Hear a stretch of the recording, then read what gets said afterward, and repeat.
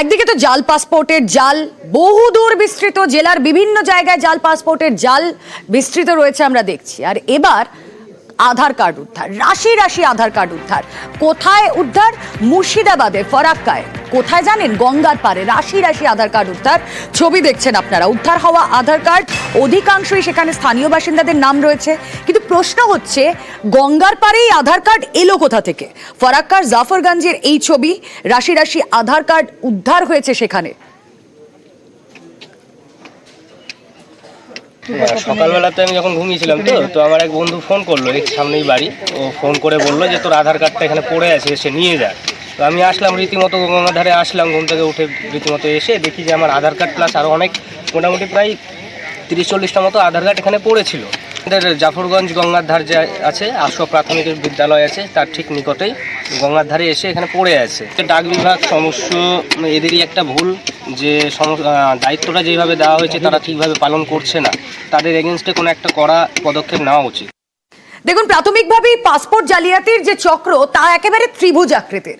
দুই পরগনা, নদিয়া, বেশি করে সেখানে পাসপোর্ট জালিয়াতির ছক আরো বেশি করে যেন পাওয়া যাচ্ছে।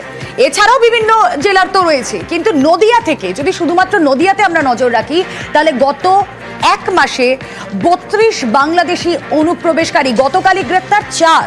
এবার ভারত বাংলাদেশ সীমান্তে আটক বাংলাদেশি, মাথা ভাঙার চেনাকাটা থেকে জালে বাংলাদেশি। সীমান্তে ঘোরাঘুরি করতে দেখেই সন্দেহ হয় বিএসএফ এর, আটক করা হয়। বাংলাদেশিকে পুলিশের হাতে তুলে দেয় বিএসএফ। আটক ব্যক্তি মানসিক ভারসাম্যহীন বলে জানা যাচ্ছে। বিওপি পরাশর থেকে বিএসএফ অফিসিয়ালের পক্ষ থেকে একটা বাংলাদেশ ন্যাশনালকে সন্দেহজনকভাবে তাকে আটক করা হয়েছে। প্রাথমিক তদন্তে দেখা যাচ্ছে যে বাংলাদেশিকে ধরা হয়েছে, তিনি মেন্টালি রিটার্ড আছেন, সেই জন্য ওনার নাম পরিষ্কারভাবে বলতে পারছে না। মেডিকেল এক্সপার্ট আছে, পরীক্ষার পরে আমরা পরবর্তী পদক্ষেপ আমরা নেব। পোস্ট অফিসের বাইরে ছেঁড়া খাম, আর সেই ছেঁড়া খামে উদ্ধার পাসপোর্ট, প্রায় 50টা পাসপোর্ট। এবার এই পাসপোর্টগুলো এলো কোথা থেকে? টিটাগড়ের ছবি আপনাদেরকে দেখাচ্ছি, যেখানে জেলার বিভিন্ন প্রান্তে পাসপোর্টের জাল বিস্তৃত রয়েছে। আপনাদেরকে জানাচ্ছিলাম সেখানে টিটাগড়ে পোস্ট অফিসের বাইরে ছেঁড়া খামে 50টা পাসপোর্ট। কার এই পাসপোর্ট? কোথা থেকে এলো এই পাসপোর্ট? তদন্ত শুরু হয়ে গিয়েছে ইতিমধ্যে। আমরা তো কিছু বলতে পারবো না, আমরা তো পোস্ট অফিসের সামনে দোকান আর রোড অবধি দোকানে মুখ আছে, কি করে জানা যাবে কি হচ্ছে না। আর আমি দোকানে থাকি, পোস্ট অফিসে কি হচ্ছে না আমরা তো বলতে পারবো না। আবার অনেক তো লোক আসে যাচ্ছে আতা করে, কি করছে না, অত খাবার রাখা সম্ভব না। হ্যাঁ, পুলিশ কালকে দেখেছি এসেছিল, লেকিন কিসের জন্য এসেছিল ওটা বলতে পারবো না, আমি জানিও না। এখানে এখন তো জাল বলা যাবে না, ঠিক আছে। সকালে আমিও খবর পেয়েছি, থানার সঙ্গে সঙ্গে সবগুলো জব্দ করে নেয়, জব্দ করে তারা তদন্ত করছে। এখন সেটা জাল না কি আছে সেটা প্রশাসন তদন্ত করছে, সামনে চলে আসবে। সিসিটিভি ক্যামেরা ওখানে আছে, প্রশাসন তদন্ত করছে। তদন্ত করলে ধরা পড়বে যে এটা কি আছে, কে ফেলে গিয়েছে, কোনো কুরিয়ার সার্ভিস ফেলে গেছে না কারা করেছে, এটা আমরা করছি, দেখা যায়। সার্জিক্যাল স্ট্রাইক মনে আছে পুলওয়ামার পর? সেই সার্জিক্যাল স্ট্রাইকের নিদান এবার কে দিচ্ছেন? কেন্দ্রীয় প্রতিমন্ত্রী শান্তনু ঠাকুর। কোথায় বাংলাদেশের সার্জিক্যাল স্ট্রাইকের কথা তিনি বলছেন, কট্টরপন্থীদের হুঁশিয়ারি দিচ্ছেন। বারবার পড়শি রাষ্ট্র থেকে যে হুঁশিয়ারি আসছে তার পাল্টা এবার সার্জিক্যাল স্ট্রাইকের দাওয়াই দিলেন কেন্দ্রীয় প্রতিমন্ত্রী শান্তনু ঠাকুর। দু একজন এটা বিক্ষিপ্ত পরিস্থিতি তৈরি হবে, সেগুলো গ্রেপ্তারও হবে, সেগুলো সমাধানও করা হবে।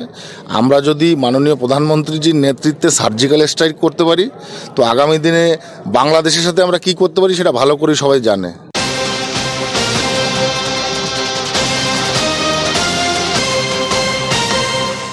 এবার সাধারণ মানুষের ভোগান্তির একটু কথা বলি, তার কারণ এক মাসের বেশি সময়, এক মাস কিংবা তার বেশি সময় হাওড়া থেকে বাতিল থাকবে 7টি লোকাল ট্রেন। কোন কোন জায়গায় বাতিল থাকবে সেই ট্রেন আপনাদেরকে জানাবো আরো ডিটেলে। 21শে ডিসেম্বর থেকে 22শে জানুয়ারি বাতিল 7টি লোকাল।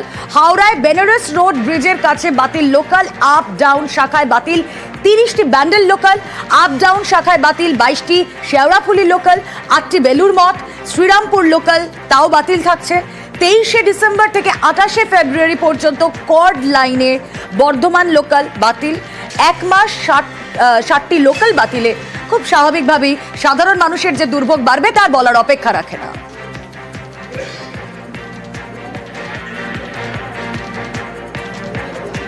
কথা বলবো আমাদের প্রতিনিধি দেবাশিস চক্রবর্তী রয়েছেন সঙ্গে। দেবাশিস, 1 মাসের বেশি সময় আমরা দেখছি লোকাল বাতিল থাকছে, সাধারণ মানুষের দুর্ভোগ যে হবে তা বলাই বাহুল্য। কোন কোন ট্রেন বাতিল থাকছে, কি জানা যাচ্ছে এখনো পর্যন্ত? দেখো, অবশ্যই বলা যেতে পারে সাধারণ মানুষে যারা মূলত রোজকার ডেলি প্যাসেঞ্জার তাদের পক্ষে অবশ্যই কিছুটা সমস্যা পড়বে। তবে যে অফিস টাইম সেই সময়টা কিন্তু অনেকটাই মেনটেন করা হবে, কন্ট্রোল করা হবে, স্পেশাল ট্রেন দিয়ে সেগুলিকে ব্যবস্থা করা হবে বলে রেলের তরফ থেকে জানানো হয়েছে। মূলত বেলগাছিয়া থেকে সালকিয়া যাওয়ার যে রাস্তা বামনগাছি আরবি, সেখানে দীর্ঘ পুরনো এই ব্রিজ, সেই ব্রিজের পাশাপাশি আরো একটি নতুন ব্রিজ তৈরি করা হচ্ছে।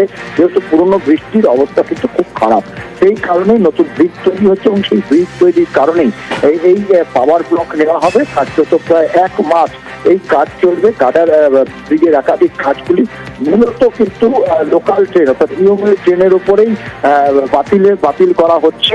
দূরপাল্লার কোনো ট্রেন বাতিল করা হয়নি এখনো পর্যন্ত।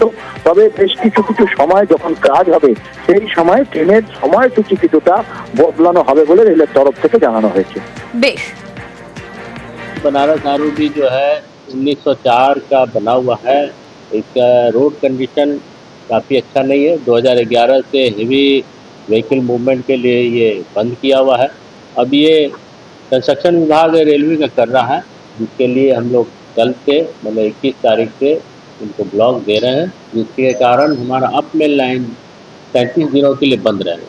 लॉन्ग डिस्टेंस के ट्रेन को हम नहीं कैंसिल करेंगे, क्योंकि लोगों ने काफ़ी दिनों से ट्रेन का रिजर्वेशन करा के रखा है, तो वैसा हमारा कोई प्लानिंग नहीं है। দেখুন প্রতারণার ফাঁদ যে কোথায় কোথায় পাতা। সাধারণ মধ্যবিত্ত খেটে খাওয়া মানুষ, দিন আনা দিন খাওয়া মানুষ, তাদের রুজি রুটি, তাদের খানিকটা সঞ্চয় এবং তাদেরকে লোভ দেখানো হচ্ছে দৈনিক সঞ্চয় প্রকল্পের। আর সেই দৈনিক সঞ্চয় প্রকল্পের ফাঁদ পেতে প্রতারণা। উত্তর 24 পরগনার হাবড়ার এই ঘটনা, যেখানে 30 কোটি টাকা হাতিয়ে পালানোর অভিযোগ। প্রিজন ভ্যান ঘটনাস্থলে পৌঁছতেই, সেই হাবড়ায় পৌঁছতেই সাধারণ মানুষের ব্যাপক বিক্ষোভ এই মুহূর্তে আমরা দেখতে পেয়েছি। কি হয়েছিল, কিভাবে প্রতারণার ফাঁদ পাতা হয়েছিল, আসুন দেখাই আপনাদের। প্রিজন ভ্যান ঘিরে বিক্ষোভ, প্রিজন ভ্যানের গায়ে কিল, চর, ঘুষি, প্রিজন ভ্যানে থাকা অভিযুক্তের উদ্দেশ্যে গালাগালি। শুক্রবার এই ছবি দেখা গিয়েছে হাবড়া থানা চত্বরে। প্রিজন ভ্যানে যিনি ছিলেন তিনি প্রতারণার অভিযোগে ধৃত। প্রায় 30 কোটি টাকার প্রতারণার অভিযোগ।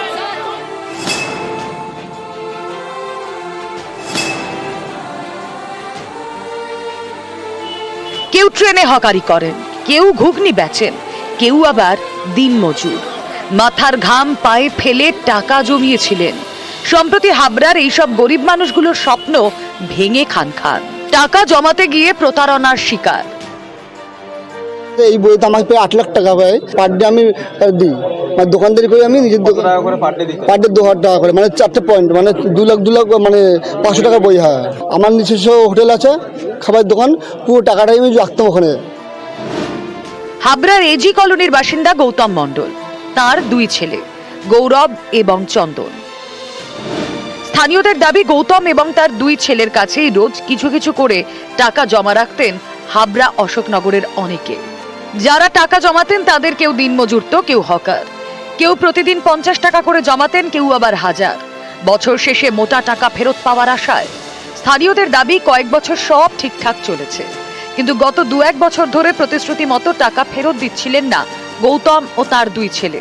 টাকা ফেরত চাইলে বারবার ঘোরাচ্ছিলেন বলেও অভিযোগ। সম্প্রতি স্থানীয়রা জানতে পারেন এলাকা ছেড়েছেন গৌতম ও তার 2 ছেলে। এরপরেই গত 2রা ডিসেম্বর হাবড়া থানার দ্বারস্থ হন শতাধিক বাসিন্দা। অভিযোগ করেন প্রায় 30 কোটি টাকা হাতিয়ে চম্পট দিয়েছেন গৌতম ও তার 2 ছেলে গৌরব এবং চন্দন। আমি একটু হকারি করি অশোকনগর প্ল্যাটফর্মে, ডেলি স্কিমে একটা বই করা আছে, সেই টাকা জমাই আমার। তো এইভাবে কালেকশনের রোজ যেত, তাই বাবার সেইভাবে আস্তে আস্তে করে একটু পয়সা জমাতাম ওখানে। রোজ আমার 300 টাকার বই ছিল, 1,20,000 টাকার মতো জমবে বছরে। বই ফিরে ম্যাচুরিটির কাছে। দুশ্চিন্তা মানে আমি এখন চোখের ভাষায় কিছু বলতে পারবো না যে কি দুশ্চিন্তা আমি আছি। তদন্তে নেমে গৌতমের শাশুড়ি এবং বড় ছেলের স্ত্রীকে আটক করে জিজ্ঞাসাবাদ করে পুলিশ। শুক্রবার ভোরে আমডাঙ্গা থেকে গৌতমের ছোট ছেলে চন্দনকে গ্রেফতার করে হাবড়া থানার পুলিশ। এ খবর ছড়িয়ে পড়তেই অভিযোগকারীদের ভিড় জমতে শুরু করে হাবড়া থানা চত্বরে। চন্দনকে আদালতে পাঠানোর সময় প্রিজন ভ্যান ঘিরে শুরু হয় বিক্ষোভ। প্রিজন ভ্যানের গায়ে পড়তে থাকে কিল, চর, ঘুষি। গ্রেপ্তার তো একা হয়েছে, আমরা চাই সবার টাকা যেন ঠিকভাবে পৌঁছে যায়। অনেক টাকা, প্রায় 60 কোটি 70 কোটি 100 কোটি প্রায়। হ্যাঁ, দুজন পলাতক আছে, আরো দুজন পলাতক আছে। আমরা চাই তারা সবাই ধরা পড়ুক এবং সবাই টাকা পাক। জিয়াউল আলম, নিউজ 18 বাংলা।